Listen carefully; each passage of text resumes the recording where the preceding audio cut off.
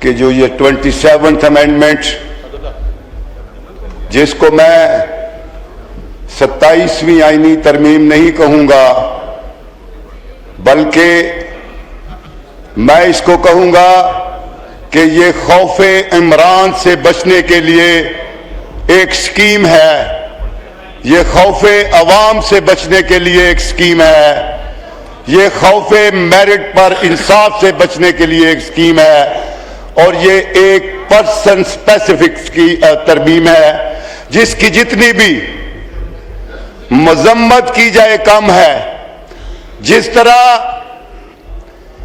17 سیٹوں والی جماعت نے جعلی مینڈیٹ حاصل کر کے جس طرح اس ایوان پر قبضہ کیا، اسی طرح اس جعلی مینڈیٹ والی حکومت نے اپنے الائز کے ساتھ مل کر اس آئین کا جس طرح قتل کیا، اس کی جتنی بھی مذمت کی جائے کم ہے۔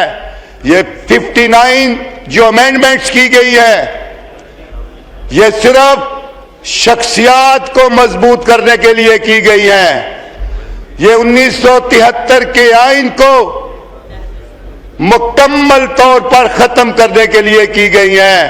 میں یہاں ان کو ایک تجویز دیتا ہوں کہ یہ 59 ترمیم کی ضرورت نہیں تھی، صرف ایک ترمیم کی جاتی کہ ہم مل کر 1973 کے آئین کو ختم کر رہے ہیں اور شخصیات کی خواہش پر شخصیات کو مضبوط کرنے کے لیے ایک نئے آئین کو متعارف کر رہے ہیں جس میں اداروں کو کمزور کیا جائے گا، جس میں شخصیات کو مضبوط کیا جائے گا، جس میں اس ملک کی عوام کو کمزور کیا جائے گا، جس میں جمہور کو کمزور کیا جائے گا۔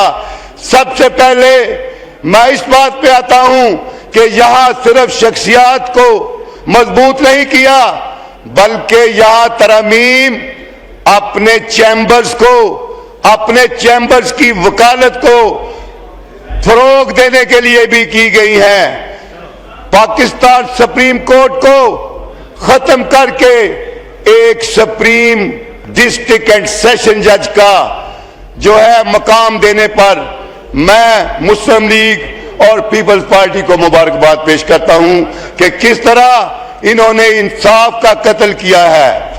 پاکستان کی سپریم کورٹ جو دنیا میں سپریم کورٹ آف پاکستان کے نام سے جانی جاتی تھی، جس طرح ذاتی خواہشات کے لیے اس کی شناخت چھینی گئی ہے، اس کی جتنی بھی مذمت کی جائے کم ہے۔ یہاں پہ یہ میں واضح کر دوں، وزیر قانون کو مکمل پتہ ہے، دستور میں ہے کہ سپریم کورٹ آف پاکستان ایک کانسٹیٹیوشنل کورٹ ہے، اس کا ایک ایک جج کانسٹیٹیوشنل جج ہے۔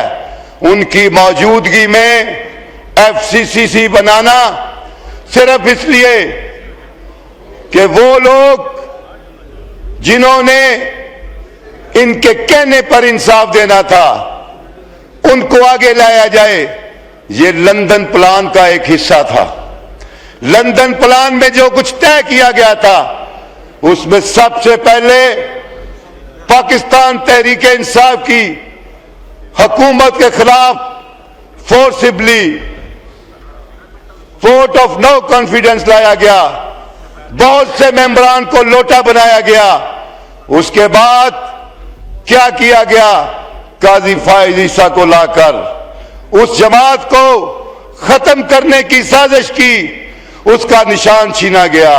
پھر اسی قاضی فائز عیسیٰ نے مزید سہولت کاری کی اور 26ویں اور اب 27ویں آئینی ترمیم کا راستہ ہموار کیا، جب 63A کی جو ہے غلط تشریح کرتے ہوئے ایک بار پھر ہارس ٹریڈنگ کی گئی، اور اس ہارس ٹریڈنگ کے نتیجے میں کس طرح انہیں مجبور کیا گیا کہ انہوں نے اپنی وفاداریت تبدیل کی۔ پھر 26ویں آئینی ترمیم لائی گئی اور اس کے تحت ایک ایسے جج کو जो तीसरे नंबर का जज था उसको सुप्रीम कोर्ट का चीफ जज बना दिया गया, और जो है सीनियर मोस्ट जज था मंसूर अली शाह उसको पसे पुश डाल दिया गया। उसी 26वीं आईनी तरमीम की रोशनी में एक आईनी बेंच निकाला गया जिसका सरबराह एक ऐसे शख्स को बना दिया जो डिक्टेटेड फैसले अनाउंस करता है, जिसने मखसूस नशिस्तों का फैसले को रिव्यू करके 17 सीटों वाली उस पार्टी को जिसका जबरदस्ती मैंडेट दिया गया और फिर उसको 2/3 मेजॉरिटी से नवाजा गया। मैं आपको रिक्वेस्ट करूंगा कि कॉन्स्टिट्यूशन में बड़ा क्लियरली लिखा है कि जजेस के कॉन्डक्ट को आप नहीं कर सकते। मैं जजेस के फैसलों को सर कंडेम कर रहा हूँ, जजेस के फैसलों को कंडेम कर रहा हूँ।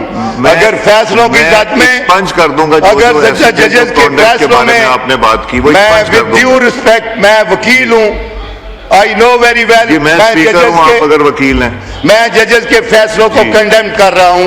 आप फैसलों को कीजिए, नाम ना लीजिए। मैं जजेस के फैसलों को कंडेम कर रहा हूं। अगर उस कंडेमनेशन में कोई जुडिशियल अफसर उसकी जद में आता हो तो मैं नहीं रुक सकता। किस तरह उस बेंच ने एक डिक्टेटेड फैसले के जरिए मखसूस नशिस्तों के फैसले को रिव्यू किया, और फिर जो लूट से लगी वो आपके सामने है। आईनी कोर्ट एक मुफाद के लिए बनाई गई है जिसमें रिटायर्ड लोग शामिल होंगे, जिसकी उम्र 68 की ईयर की गई है। जनाबे वाला, यह सिर्फ इसलिए की गई है कि मनपसंद लोगों को लाकर पाकिस्तान तहरीक इंसाफ को खत्म किया जा सके। लेकिन मैं ये वाजे कर देता हूं, मूली गाजर डोल चिमटे का निशान देकर आप तहरीक इंसाफ को खत्म नहीं कर सके, आप इमरान खान को खत्म नहीं कर सके। मैं यहां पर एक मिसाल कोट करूंगा। अभी रिसेंटली बार काउंसिल के इलेक्शन हुए हैं, वहां पर जिस तरह रियासती मशीनरी इस्तेमाल हुई, वहां पर जिस तरह लोगों को डराया धमकाया, आपको तो उसके खिलाड़ियों को नहीं हरा सके, आपने इमरान खान को क्या हराना है। मैं समझता हूं आर्टिकल 2000 में जो तरमीम की गई है जजेस ट्रांसफर, वो लटकती हुई तलवार है जिससे जजेस को मजबूर किया जाएगा।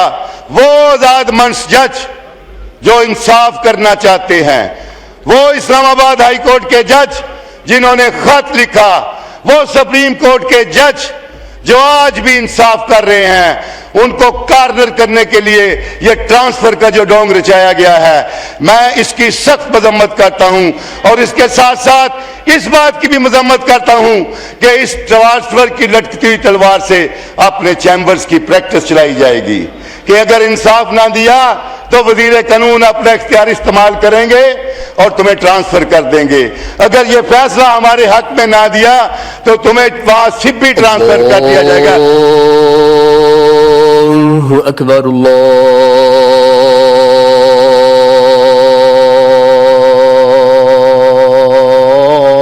अल्लाहु अकबर। जी चंगेज खान साहब वाइंड अप करें प्लीज। जी जनाब चेयरपर्सन, तो मैं अर्ज कर रहा था कि आर्टिकल 200 में जो तरमीम की गई है वो नजाद मर्ज जजों को ब्लैकमेल करने के लिए, अंडर प्रेशर लाने के लिए की गई है कि उनको, और साथ साथ ये कहा कि अगर कोई वो बात नहीं मानेगा तो फिर उनके खिलाफ आर्टिकल 209 का इस्तेमाल होगा। ये तरमीम, मुझे ये बताया जाए कि इस तरमीम से आम पब्लिक को क्या मुफाद है, आम पब्लिक के लिए इस तरमीम में क्या रखा है, इस तरमीम में पाकिस्तान के इस्तेकाम का क्या इसमें रखा हुआ है। यह सिर्फ इसलिए कि अपने मनपसंद फैसले हासिल किए जाएं, इसलिए कि आप उन जजेस को डराएं धमकाएं, अगर आपके डराने धमकाने में ना आए तो आप उनकी ट्रांसफर करें, अगर वो ना माने तो उनको घर भेज दिया जाए। ये इंसाफ का कत्ल है। 59 अमेंडमेंट्स में, मैं यहां वजीर कानून साहब बैठे थे जी, थैंक यू, मेरी बात पूरी मुकम्मल होने दे, मुकम्मल कर लें आप बात। ये कॉन्स्टिट्यूशनल अमेंडमेंट है, इस पे सैर हासिल बहस होनी चाहिए। ये 59 अमेंडमेंट्स मैंने नहीं की, ये आपके जो है वजीर कानून ने किया है। मैं एक एक अमेंडमेंट पे बहस करना चाहता हूं, ये मेरा हक है। یہ مجھے عوام نے مینڈیٹ دیا ہوا ہے, بھیجا اس لیے ہے کہ میں ایک ایک جو ہے شیپ اس پہ میں بحث کروں تاکہ سب کو پتا چلے کہ اس میں بدنیتی کیا ہے, اس میں بدنیتی کیا ہے. میں کہتا ہوں سب سے پہلے یہ 200 کی جو امینڈمنٹ ہے, اس امینڈمنٹ کو فوری طور پر جو ختم ہونا چاہیے, اور جو ٹرانسفر اور ججز ہے وہ with the consent of concern جج ہونی چاہیے. اسی طرح جو کانسٹیٹیوشنل کورٹ کی اسٹیبلشمنٹ ہے, جب ایک بینچ قائم کر دیا گیا, اسی سپریم کورٹ کے ججز پہ مشتمل بینچ قائم کیا گیا ہے, وہ بینچ اگرچہ آپ کا من پسندیدہ بینچ جی, ہے, thank you. وہ آپ کی مرضی کے سر مجھے تھینک یو جی, بہت لمبی لسٹ ہے, ہم نے کمپلیٹ کرنا تھا. بات مکمل کریں پلیز. ہمیں باہر نکالنے اور پاس کر لیں. آپ بات کو مکمل کر لیں. میجورٹی ہے, میں کیوں نہ بات کروں اس پہ. آپ بات یہ مکمل اتنا کریں. لمبا جو ہے 59 کا ترمیم ہے, مجھے بات کرنے دے. جب کانسٹیٹیوشنل بینچ ہے اور آپ نے اپنے من پسندیدہ جو ہے ججز وہاں پہ جو ہے لگوا لیے ہیں, آپ کا من پسندیدہ جوڈیشل کمیشن ہے, تو پھر ایف سی سی کی کیا ضرورت ہے؟ آپ ایکسٹرا اخراجات پہ کیوں جا رہے ہیں؟ آپ 68 ایج پہ کیوں لے کے جا رہے ہیں؟ آپ ریٹائرڈ لوگوں کو کیوں آپ پہ جو ہے امپوز کر رہے ہیں؟ آپ ان لوگوں کو کیوں لا رہے ہیں جن کو یہ سوسائٹی قبول نہیں کرتی, جن کو یہ معاشرہ قبول نہیں کرتا؟ میں اس ترمیم کو بھی کنڈیم کرتا ہوں اور مسترد کرتا ہوں. اس کے علاوہ جو پریکٹس اینڈ پروسیجر تھا, اس میں پہلے کیا گیا کہ 3 رکنی کمیٹی ہوگی, چیف جج جو ہے وہ بنائے گا. اس کے بعد جب یہ دیکھا گیا, جب 3 سینئر موسٹ بندے تھے, اس نے پھر امینڈ کیا, ایک چیف جج کے اوپر چھوڑ دیا گیا کہ اس کی ڈسکریشن ہوگی. اب دوبارہ یہ کیوں آیا کہ جوڈیشل کمیشن جو ہے وہ پریکٹس اینڈ پروسیجر کمیٹی کا رول ادا کرے گا اور وہ بھی بینچز تشکیل دے گا, صرف اس لیے کہ وہ لوگ جو انصاف کرنے کے لیے بیٹھے ہوئے ہیں کہ وہ ان بینچز میں نہ آ جائیں. لہذا اس ترمیم کو بھی ہم مسترد کرتے ہیں.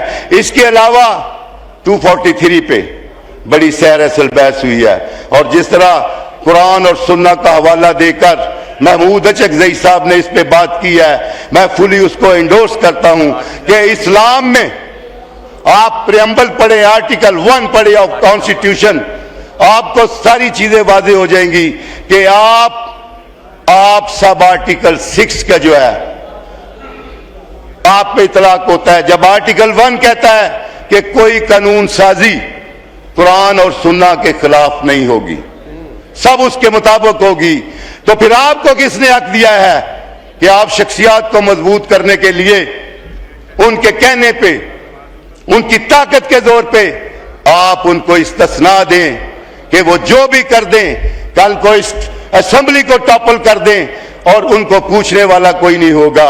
ہم اس ترمیم کو بھی مسترد کرتے ہیں, اور پاکستان تحریک انصاف ہر اس ترمیم کو مسترد کرتی ہے جو جمہور کے خلاف ہے, جو پاکستان کے خلاف ہے, جو پاکستان کے عوام کے خلاف ہے, اور جو 1973 کے آئین کے خلاف ہے. اور آخر میں صرف ایک بات کہوں گا کہ آپ کی یہ ساری ترامیم